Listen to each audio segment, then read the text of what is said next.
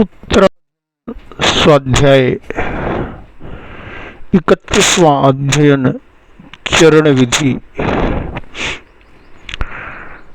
चरण विधि इसके अंतर्गत बताया गया कि जीव को सुख देने वाली विधि वह चरण विधि कहलाती है। प्रत्येक जीव सुख चाहता है और सुख को प्राप्त करने की विधि चरण विधि है। वह विधि जिसके द्वारा जिसका आचरण कर जीव संसार सागर को तर जाता है, अर्थात जिससे व्यक्ति संसार में सुख शांति और आनंद का जीवन जी पाता है, जिसके कारण जीव संसार में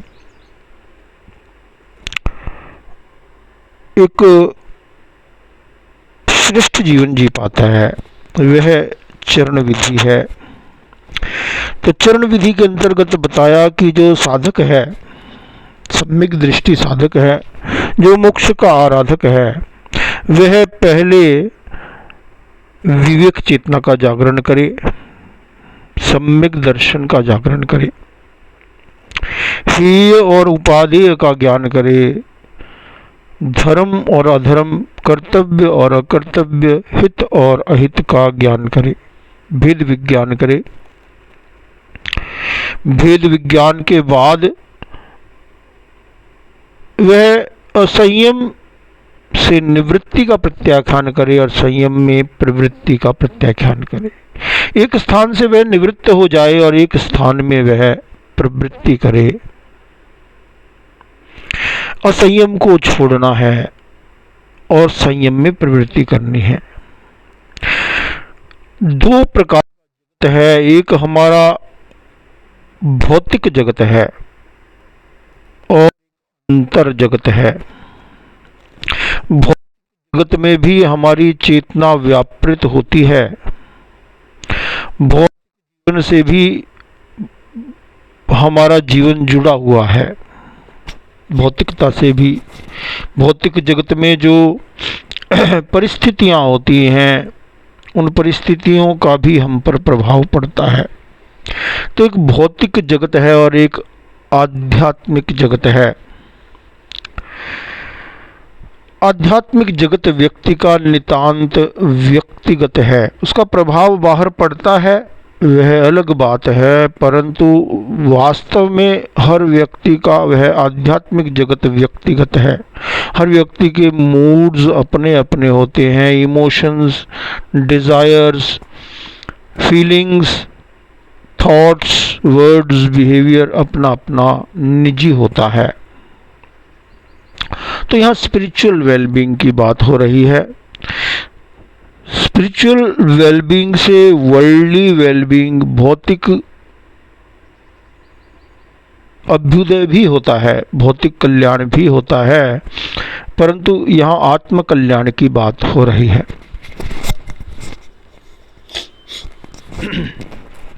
और जहाँ आत्मा का कल्याण हो गया, आत्मा के भीतर संयम की चेतना जागृत हो गई, तो भौतिक जगत की जो प्रवृत्तियां हैं उनमें भी संयम की प्रवृत्ति हो जाती है। तो असंयम का कारण क्या है, पाप का कारण क्या है? राग और द्वेष ये पाप कर्म के प्रवर्तक हैं। तो कहा कि जो साधक इन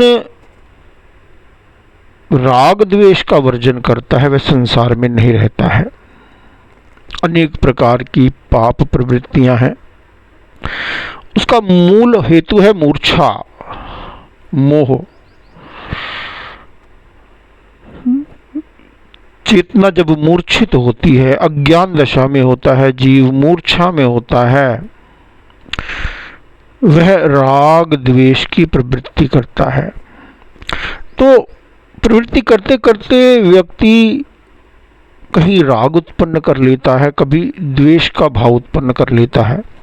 ऐसा नहीं है कि कोई व्यक्ति हमेशा राग द्वेष में रहता है, बट वह राग द्वेषात्मक चेतना के प्रति वल्नरेबल रहता है जब वह मूर्छा में होता है। जब व्यक्ति मूर्छा में है तो उसका राग द्वेष में जाने की संभावना बढ़ जाती है, क्योंकि व्यक्ति सुख चाहता है। और जब मूर्छा में होता है व्यक्ति, तो जो भौतिक सुख है और आध्यात्मिक सुख है उसका भेद विज्ञान नहीं कर पाता है। भौतिक सुख, भौतिक अनुकूलता को ही वह स्पिरिचुअल वेलबींग मान लेता है। फिर उसका जो आध्यात्मिक स्पिरिचुअल पीस है, स्पिरिचुअल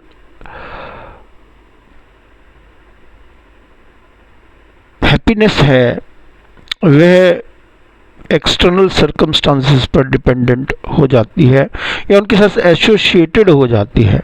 व्यक्ति उसको एसोसिएट कर लेता है तो राग और द्वेष इन दोनों को जो छोड़ देता है, ज्ञान चेतना में जो प्रवृत्ति करता है, विवेक चेतना से जो प्रवृत्ति करता है, उससे राग द्वेष प्रतनु हो जाते हैं।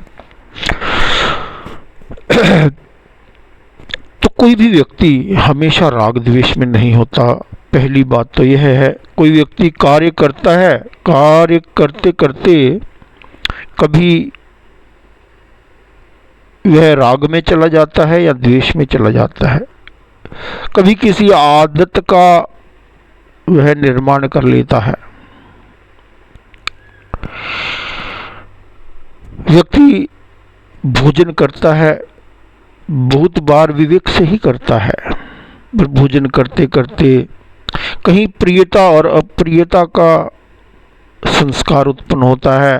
वह प्रियता और अप्रियता का संस्कार ग्रेजुअली राग द्वेष में परिवर्तित हो जाता है।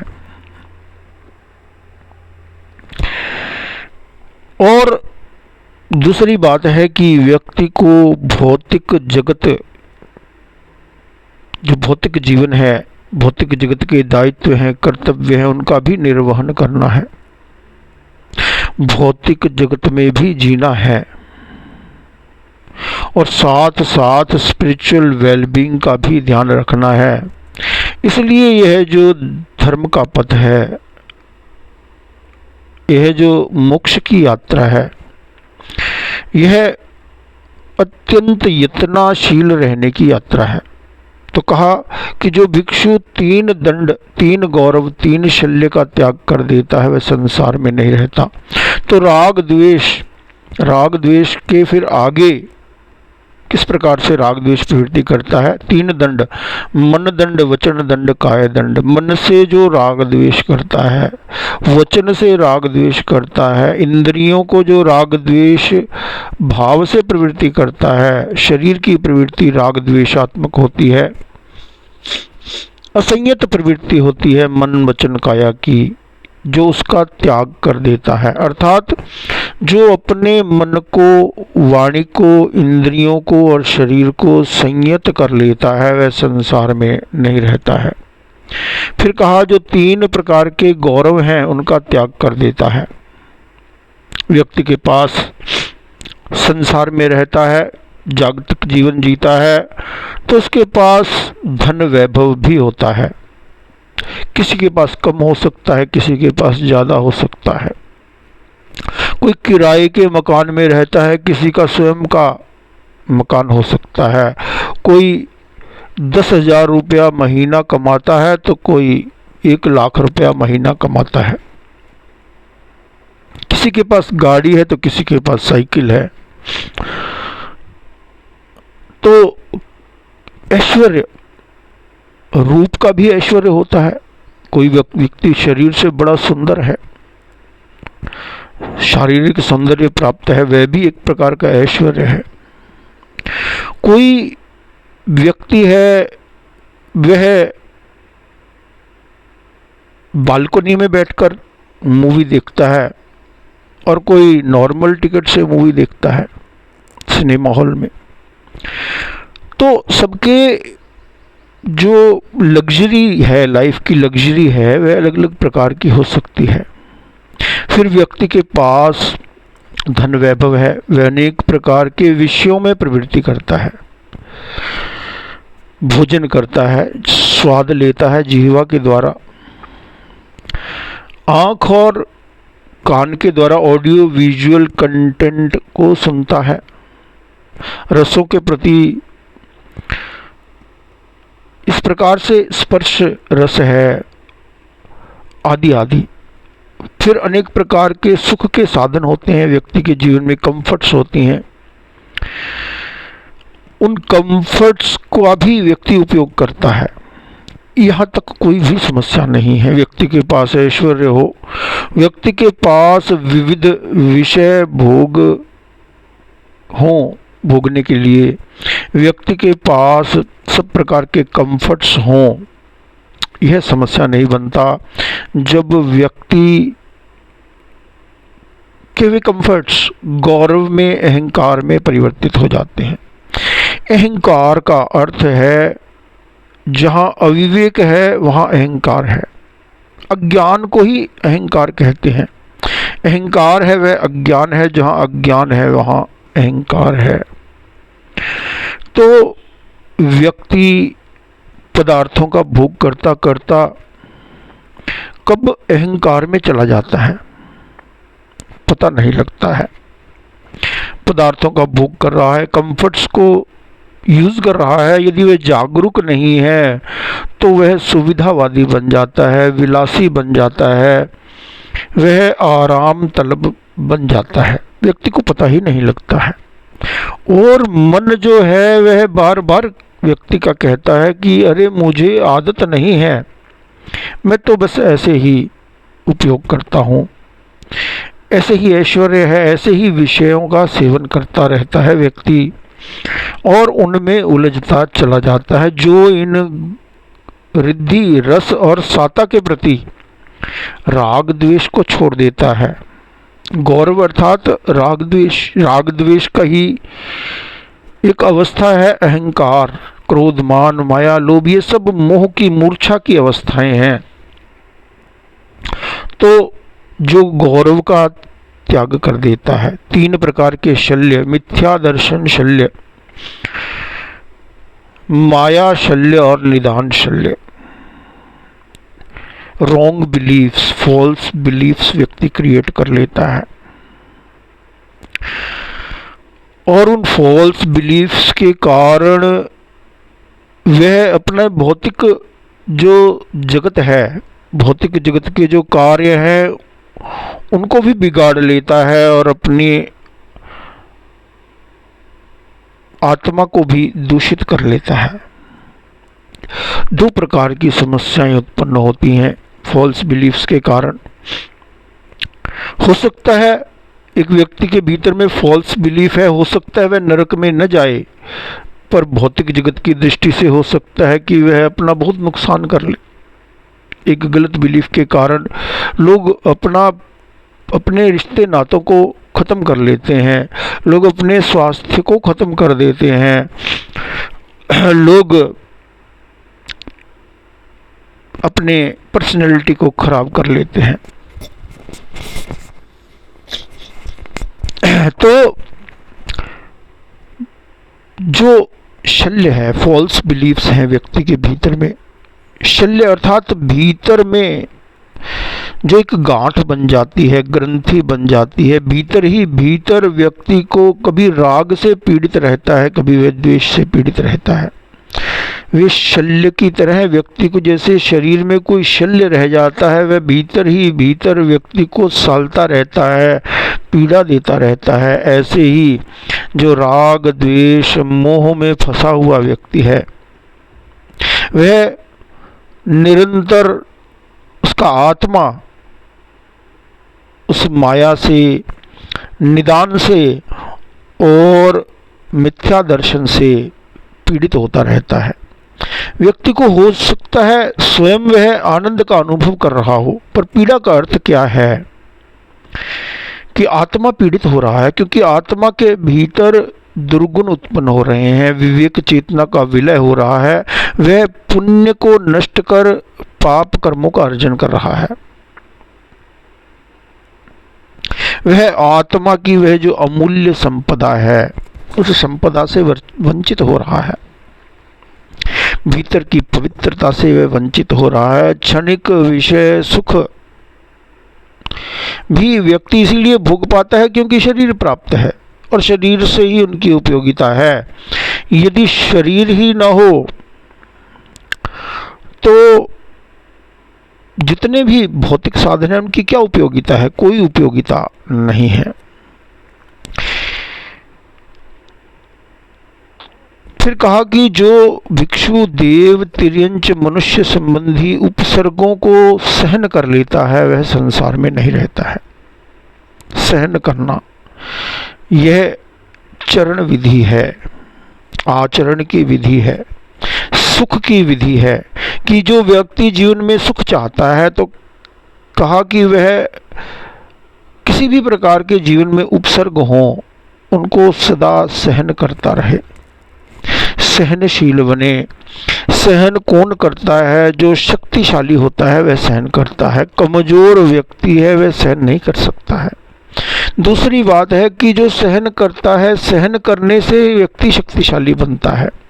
एक कांच है, वह थोड़ा सा एक कंकर लगा और टूट जाता है। वह कांच जब गर्मी को सहन करता है, फिर ठंडा होता है, फिर गर्म होता है, इस प्रकार से वह कांच इतना शक्तिशाली बन जाता है, वह गोली को भी सहन कर लेता है।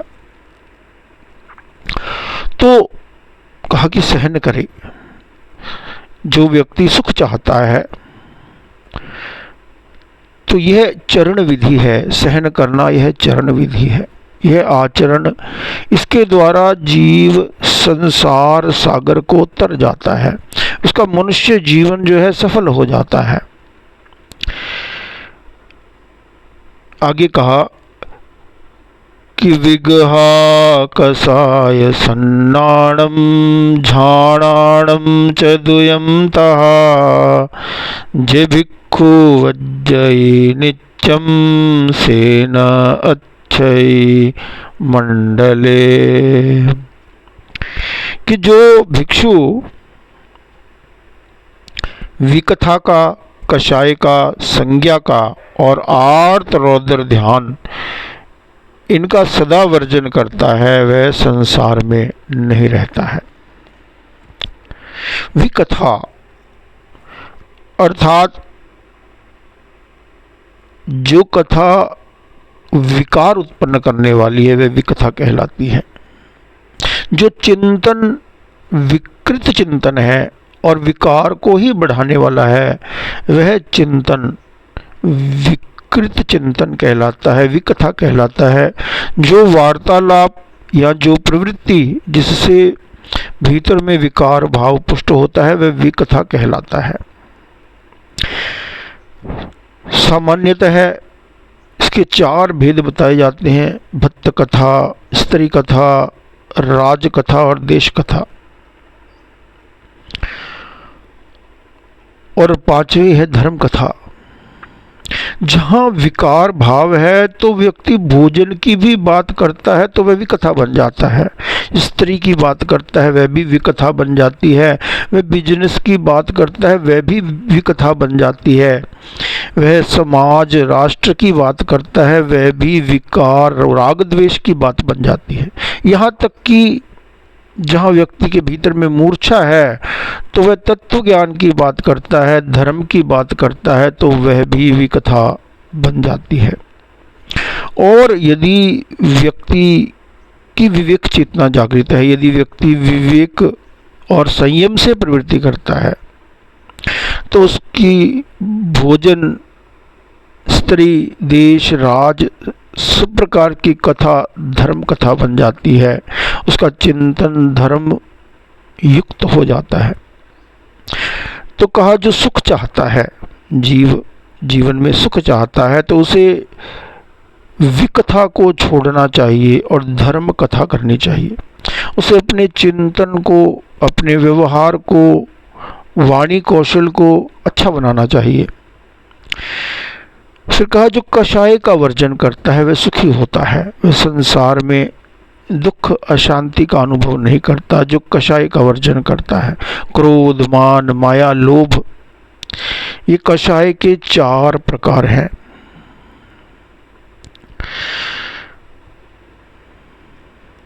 लोभ, व्यक्ति के भीतर में लोभ है, व्यक्ति के भीतर में माया की भी वृत्ति है, व्यक्ति के भीतर में मान की भी वृत्ति है और क्रोध की भी वृत्ति है। तो जो साधक है वह अपने क्रोध, मान, माया, लोभ की वृत्तियां हैं उन पर अंकुश लगाता है, व्रत का अंकुश लगाता है, विवेक चेतना का अंकुश लगाता है। तो विवेक चेतना का जहाँ यूज करता है व्यक्ति, जैसे ही ज्ञान का यूज करता है तो मोह चेतना का विलय हो जाता है और समता की चेतना जागृत हो जाती है।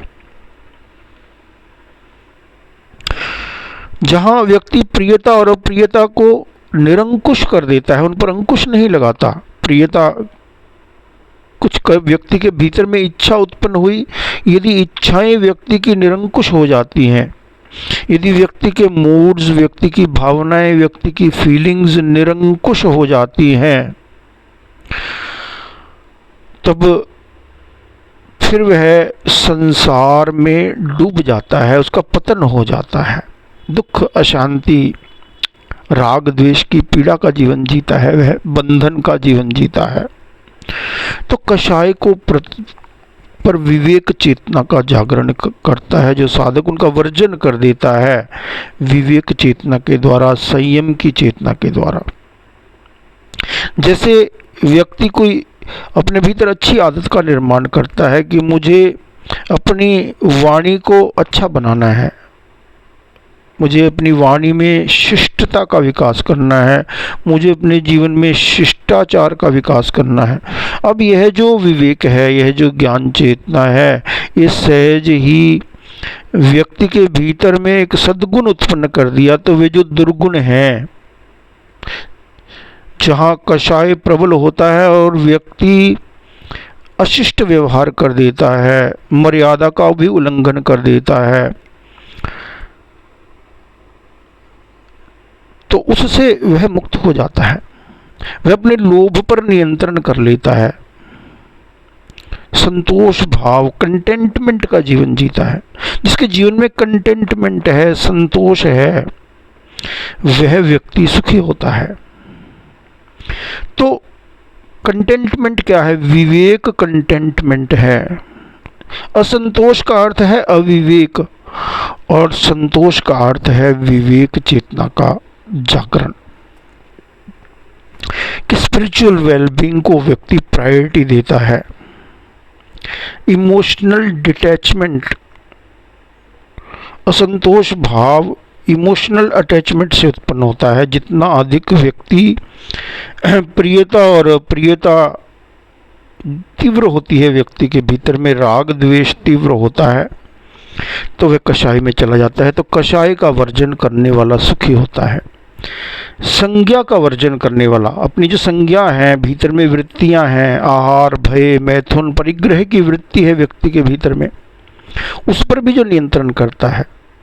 आहार की वृत्ति है व्यक्ति के भीतर में, तो आहार की वृत्ति पर जो नियंत्रण करता है, जो भोजन कर रहा है, भोजन की वृत्ति पर नियंत्रण करता है। जितना भी नियंत्रण करता है वह उसका समता भाव है। और भी व्यक्ति आहार करता है, शब्दों का आहार करता है, व्यक्ति बिलीफ्स का आहार करता है, मान्यताओं का आहार करता है।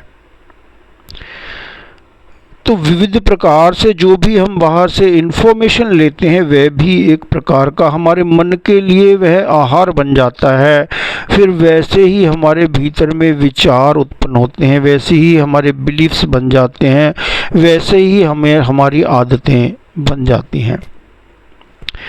भय की वृत्ति है व्यक्ति के भीतर में, तो भय की वृत्ति पर भी जो अंकुश लगाता है योग, अपनी जीवन शैली को अच्छा बनाता है। जीवन शैली अच्छी बनाना यह अपने आप में धर्म की आराधना करना है, संयम की आराधना करना। असंयम जितना जितना बढ़ता है व्यक्ति का, उतनी उसकी जीवन शैली जो है उतनी ही खराब होती चली जाती है। और जितना जितना संयम बढ़ता है, जीवन शैली भी अच्छी होनी प्रारंभ हो जाती है। तो जीवन शैली को जो अच्छी बना लेता है, तो वह भय पर भी विजय प्राप्त कर लेता है। यदि व्यक्ति प्रतिदिन योग करता है, प्राणायाम करता है, भोजन का विवेक रखता है, ध्यान करता है, यदि व्यक्ति प्रतिदिन शुभ भावनाएं करता है, अभय की अनुप्रेक्षा करता है, तो भय से वह मुक्त हो जाता है। फिर भय के कारण जो व्यक्ति एंग्जाइटी और डिप्रेशन में चला जाता है, भय के कारण जो व्यक्ति झूठ, धोखा, छल, फरेब, माया करता है, कारण जो व्यक्ति दूसरों का तिरस्कार कर देता है या आत्महत्या कर लेता है, दूसरे की हत्या कर देता है, इस प्रकार की बातों से वह बच जाता है। इसी प्रकार मैथुन की वृत्ति है, मैथुन की वृत्ति पर नियंत्रण करे साधक। जो मैथुन की वृत्ति पर नियंत्रण करता है वह संसार में नहीं रहता है। विवेक चेतना के द्वारा, संयम की चेतना के द्वारा, वैल्यूज के द्वारा जो अपने समय को सत्संग में लगाता है, अच्छे कार्यों में लगाता है, अपनी लाइफस्टाइल को अच्छा बना लेता है, तो उससे सदाचारशील और सदाचार के संस्कार पुष्ट होते हैं।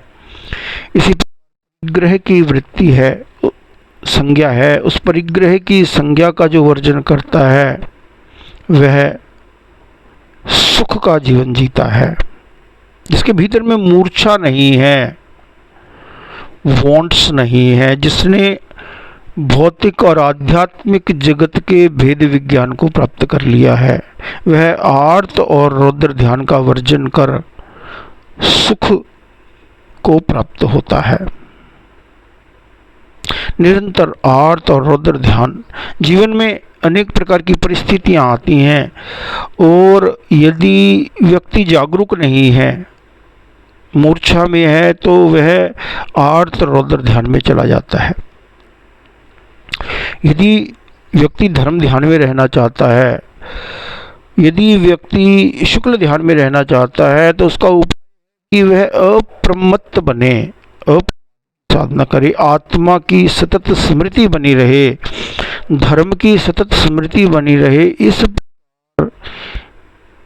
की जीवन शैली का, इस प्रकार के चिंतन का वह विकास करे। आगे कहा कि वेसु इंद्रियत्थेषु समीसु क्रियासु जे भिक्षु जयई नित्यम सेना मंडले। जो भिक्षु व्रत और समिति के पालन में, इंद्रिय विषयों में और क्रियाओं के परिहार में यत्नशील रहता है, वह संसार में नहीं रहता। कि व्रतों में और इंद्रियों के अर्थों में, समितियों में, क्रिया में जो भिक्षु यत्नशील होता है सदा, वह संसार में नहीं रहता। यत्नशील होना, जागरूक होना, यत्नपूर्वक क्रिया करना। जो श्रावक भी सदैव यत्नशील रहता है कि जो उसने संयम और तप का जीवन स्वीकार किया है, जो उसने सम्यक दर्शन को प्राप्त किया है, उस सम्यक दर्शन और व्रत को पुष्ट करने के लिए, उसका अभ्यास करने के लिए जो निरंतर यत्नशील रहता है, वह सुख का जीवन जीता है।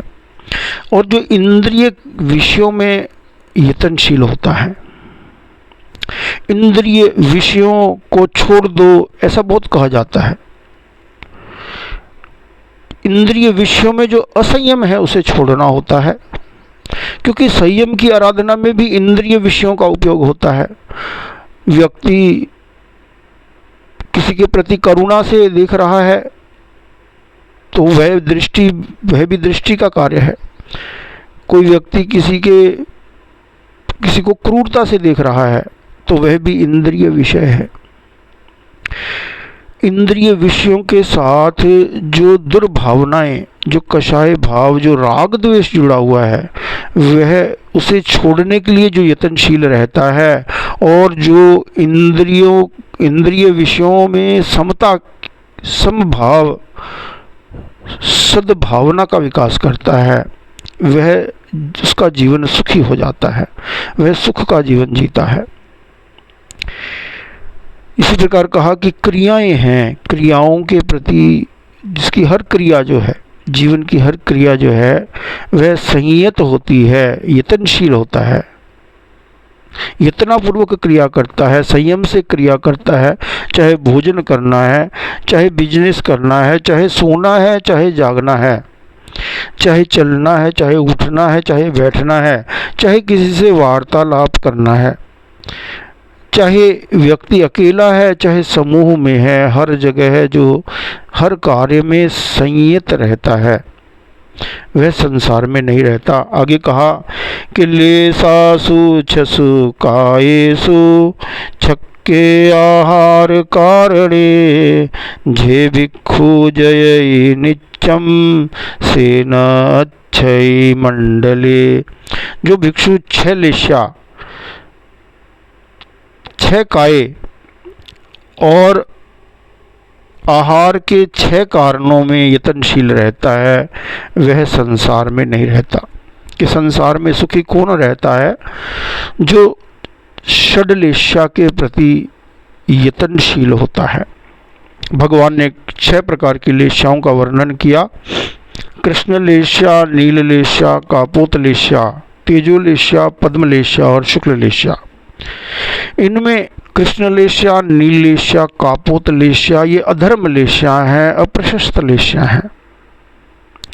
जो भी व्यक्ति के भीतर में विषय लालसा है, काम लालसा है, जो भी व्यक्ति के भीतर में माया, झूठ, धोखा, छल, फरेब करने की वृत्ति है, जो भी व्यक्ति के भीतर में लालच है, असंतोष का भाव है, घृणा का भाव है, व्यंग की चेतना है, तिरस्कार की भावना है, वह सब अशुभ लेशा इन 3 अप्रशस्त लेशाओं में आ जाती है। तो साधक जो यत्नशील रहता है, अप्रशस्त लेशाओं में चेतना न जाए, चली जाए तो उसे वापस प्रशस्त लेशा में ले आता है।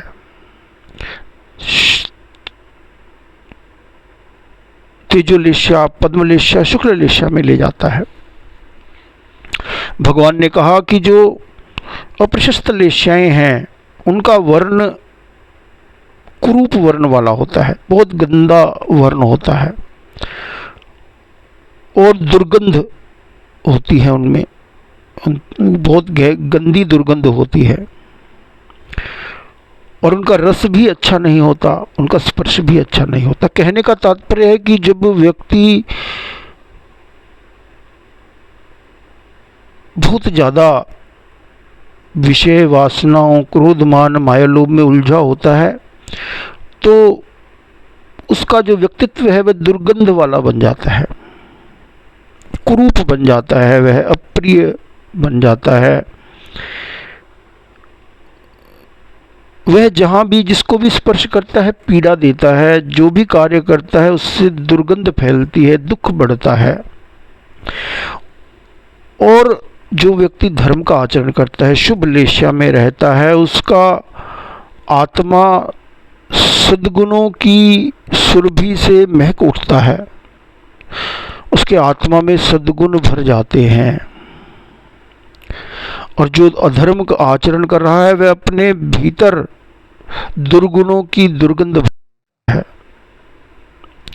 तो कहा कि वह यत्नशील रहे, साधक अप्रशस्त लेशाओं में, अधर्म लेशाओं में न जाए, धर्म लेशा में वर्तन करता है तो वह सुखी रहता है, सुख का अनुभव करता है।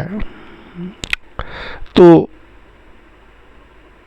जब हम संयम और तप का आचरण करते हैं तो उससे जो अप्रशस्त लेशाओं में चेतना का जाना रुक जाता है और प्रशस्त लेशा जो है वे प्रकट हो जाती है। फिर आहार के 6 कारणों में जो सदा, 6 षड्काय में जो सदा यत्नशील रहता है। भगवान महावीर ने जिन वाणी में षड जीव निकाय का प्ररूपण किया, पृथ्वी काय, अपकाय, तेजस काय, वायु काय, वनस्पति काय और तरस काय, यह जगत जीवों से संकुल है, तो षड जीव निकाय के प्रति जो सदा यत्नशील रहता है, अर्थात कहीं भी उसे जीव को प्रवृत्ति करनी है तो जगत में सूक्ष्म जीव भी हैं, पृथ्वी काय, अपकाय, तेजस काय, वायु काय, ये तो अति सूक्ष्म जीव हैं। और फिर वनस्पति काय, यह भी जीव है, वनस्पति काय के साथ का उपयोग करना होता है जीव को। फिर त्रस काय में insects, birds, animals, human beings के साथ हमारा इंटरेक्शन होता है। तो उस इंटरेक्शन में जो साधक है वह विवेक चेतना से कार्य करे, संयम से कार्य करे। जो ऐसा करता है वह उसका जीवन सुखमय बन जाता है। आहार क्यों करना है, उसके 6 कारण आगम में बताए गए हैं।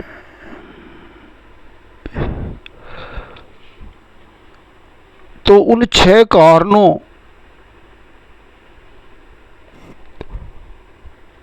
के अलावा जो जीव है वह भोजन ग्रहण न करे। भोजन क्यों करना है, यह अत्यंत महत्वपूर्ण है कि व्यक्ति शरीर को स्वस्थ बनाना चाहता है, पर क्यों बनाना चाहता है। एक विद्यार्थी है, वह उसको भी शरीर का स्वास्थ्य चाहिए, क्योंकि शरीर स्वस्थ होगा तभी वह अच्छी पढ़ाई कर पाएगा। एक बिजनेसमैन है, उसे भी स्वस्थ शरीर चाहिए, क्योंकि तभी वह बिजनेस को अच्छी तरह संभाल पाएगा। एक गृहिणी है, उसे भी स्वस्थ शरीर चाहिए, तभी वह अपने गृहस्थ के दायित्वों का निर्वाह कर पाएगी। तो जो के भी कार्य करने हैं उसमें शारीरिक स्वास्थ्य की जरूरत होती है। और भौतिक जगत में यदि व्यक्ति को गलत काम करने हैं, कोई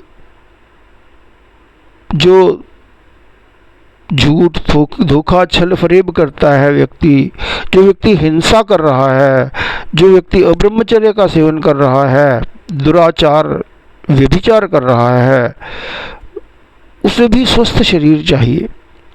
तो आहार करने का कारण, आहार के साथ विवेक चेतना का जागरण होना चाहिए कि आहार से जो ऊर्जा प्राप्त हुई उस ऊर्जा को मुझे कहाँ नियोजित करना है। व्यक्ति ने भोजन किया, भोजन से शरीर में ऊर्जा प्राप्त हो गई, अब वह व्यर्थ के कार्यों में भी अपना समय व्यतीत कर सकता है और कुछ दुष्कृत्यों में भी अपना समय व्यतीत कर सकता है, किसी की निंदा चुगली में भी अपना समय व्यतीत कर सकता है। तो वह यत्नशील रहे 6 कारणों के प्रति कि भोजन करते समय भी वह जागरूक रहे और भोजन करने के बाद भी जागरूक रहे। आगे कहा कि पिंडोग्गः पडिमासु भयठाणेषु सत्तसु जे भिक्खु जय नित्यम सेनाच्छयी मंडले। जो भिक्षु आहार ग्रहण की 7 प्रतिमाओं और 7 भय के स्थानों में सदा यत्न करता है वह संसार में नहीं रहता है।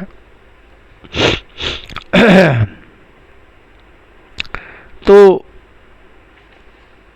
प्रतिमा, 7 प्रकार की प्रतिमाओं का वर्णन किया। प्रतिमा का अर्थ है कि साधक जो है, साधु है, वह विभिन्न प्रकार के अभिग्रह स्वीकार करता है, विभिन्न प्रकार के संकल्प लेता है जिससे उसकी साधना में और अधिक प्रकृष्टता आए। तो ऐसे श्रावक भी विभिन्न प्रकार की प्रतिमाएं स्वीकार कर सकता है।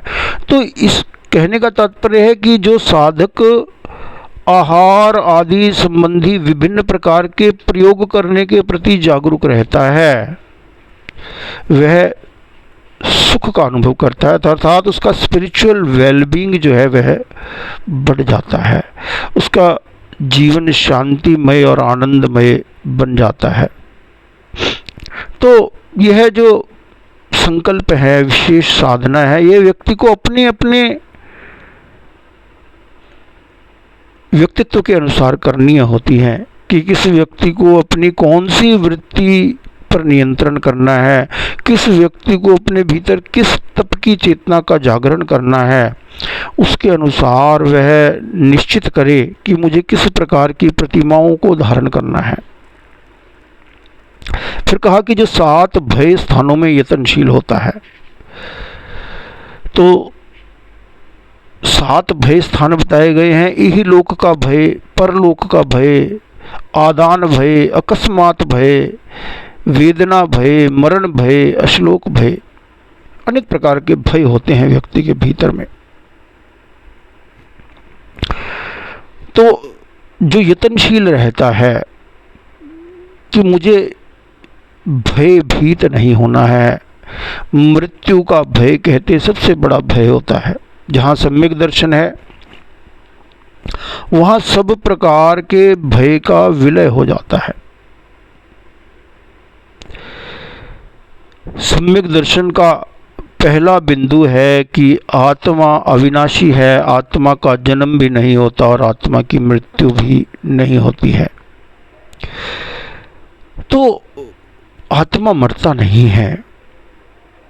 जो मृत्यु है वह जीवन के अंतिम क्षण को ही बस मृत्यु कह देते हैं, जीवन के प्रथम क्षण को जन्म कह देते हैं और जीवन के अंतिम क्षण को मृत्यु कह देते हैं। पर उसके बाद भी जीव जो है उसका अस्तित्व बना रहता है। वह किसी अन्य पर्याय को, जीव पर्याय को धारण कर लेता है, परंतु उसका अस्तित्व नष्ट नहीं होता है। सम्यक दर्शन का दूसरा पक्ष है कि तुम देखो कि एक भौतिक जगत है और एक आध्यात्मिक जगत है। भौतिक जगत में परिस्थितियां घटित होती हैं, अनेक प्रकार की परिस्थितियां आती हैं। वे परिस्थितियों से जब व्यक्ति भेद विज्ञान कर लेता है कि परिस्थिति भिन्न है और मन स्थिति भिन्न है, यत्नशील रहता है कि जीवन में कोई भी परिस्थिति आई उस समय वह अपने स्पिरिचुअल वेलबींग की ओर ध्यान देता है। 2 प्रकार की समस्याएं हैं कि कोई व्यक्ति है, बाहर कोई मनुष्य है, वह कोई दुर्व्यवहार करता है, कोई मनुष्य है वह कोई कटु वचन बोलता है, कोई कटु व्यवहार करता है। यह परिस्थिति है। उस परिस्थिति से व्यक्ति का मन भय से, दुख से, तनाव से, चिंता से भर जाता है। यह अंतर जगत की समस्या है। तो ये 2 समस्याएं भिन्न भिन्न हैं। फिर साधक जो है स्पिरिचुअल वेलबींग के लिए प्रयत्न करता है कि अंतर जगत की समस्याओं का वह समाधान करता है, भय मुक्त रहता है। ज्ञान चेतना में जब व्यक्ति रहता है तो वह भय मुक्त रहता है। विवेक चेतना के साथ, संयम की चेतना के साथ जब व्यक्ति जीता है तो वह भय मुक्त रहता है। तो जब भी भय उत्पन्न हो तो भय से पहले भी जो व्यक्ति का जीवन शैली अच्छी है, प्रतिदिन योग, प्राणायाम, ध्यान, साधना आदि करता है, तो उससे भी व्यक्ति का मन जो है वह शक्तिशाली बन जाता है। और जो शक्तिशाली मन होता है, शांत मन होता है, वह घटनाओं को सम्यक रूप से ग्रहण कर लेता है, वह घटनाओं का सम्यक प्रकार से सामना भी कर पाता है। ऐसे ही बाह्य जगत में कोई घटना घटित हो सकती है, भय अकारण भी उत्पन्न हो सकता है। जब व्यक्ति का मन कमजोर हो या व्यक्ति भय का चिंतन करता है तब भी भय उत्पन्न होता है। व्यक्ति बहुत बार अपने नेगेटिव चिंतन से ही काल्पनिक भय उत्पन्न कर लेता है। भीतर में भय उत्पन्न कर लेता है। बाहर में भय होना वह अलग बात है और भीतर में भय होना वह अलग बात है। तो भेद विज्ञान की ये जो बाह्य जगत है यह मुझसे भिन्न है। ये एक्सटर्नल फ्रेमवर्क है। शरीर आज है कल नहीं है, ये धन संपत्ति वैभव आज है कल नहीं है, ये संबंधी जन आज हैं कल नहीं है। ये चेतना पर सीधा प्रभाव नहीं डालते हैं। व्यक्ति इनके प्रति ममत्व करता है, राग करता है, द्वेष करता है, प्रियता और अप्रियता का भाव उत्पन्न करता है। तो साधक चिंतन करे कि कहीं प्रियता का भाव उत्पन्न हो, राग उत्पन्न हो, तो उस राग से अपने आप को निवृत्त कर ले, क्योंकि प्रियता का भाव मैंने ही उत्पन्न किया है। कोई परिस्थिति प्रियता नहीं देती है। हाँ, परिस्थिति जो है वह अनुकूलता प्रदान कर सकती है। उस अनुकूलता के प्रति जहाँ प्रियता होती है व्यक्ति के भीतर में, फिर प्रतिकूलता सहन नहीं होती है, क्योंकि कई बार प्रतिकूलता अच्छी होती है और कई बार प्रतिकूलता बुरी भी होती है। कई बार अनुकूलता अच्छी होती है तो कई बार अनुकूलता बुरी भी होती है। तो सुख और दुख के प्रति जब व्यक्ति के भीतर सम्यक दर्शन उत्पन्न हो जाता है, तब वह भय की वृत्ति पर विजय प्राप्त कर लेता है। तो साधक ध्यान का प्रयोग करे। हम सीधे होकर बैठे, मेरुदंड सीधा,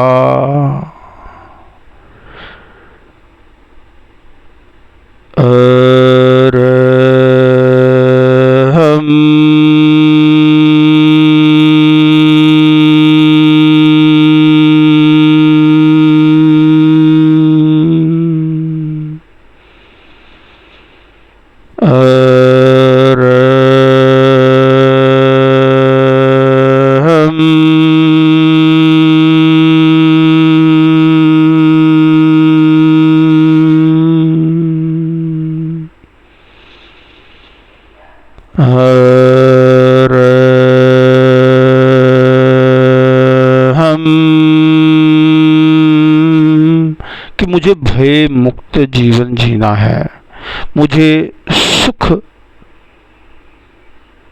का जीवन जीना है, मुझे विकथाओं का वर्जन करना है, कषाय पर विजय प्राप्त करना है।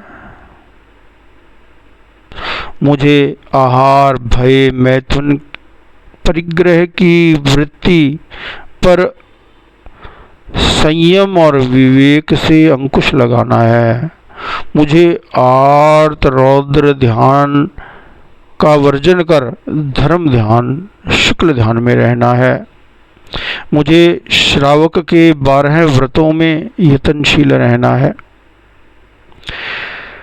सम्यक प्रवृत्ति के प्रति यतनशील रहना है।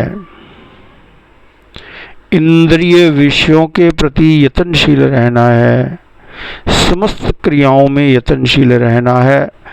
अप्रशस्त लेशा, अधर्म लेशा को छोड़ने के लिए यतनशील रहना है और धर्म लेशा, प्रशस्त लेशा का विकास करने के लिए यतनशील रहना है। षड जीव निकाय के प्रति संयम का आचरण करना है और विवेक पूर्वक आहार ग्रहण करना है। मुझे अपनी साधना को विकसित करने के लिए विविध प्रकार के प्रयोग करने हैं। सब प्रकार के अभय में रहना है। भौतिक जगत का फ्रेमवर्क भिन्न है, मेरा अंतर जगत भिन्न है, परिस्थिति भिन्न है, मन स्थिति भिन्न है। ओम अरहम।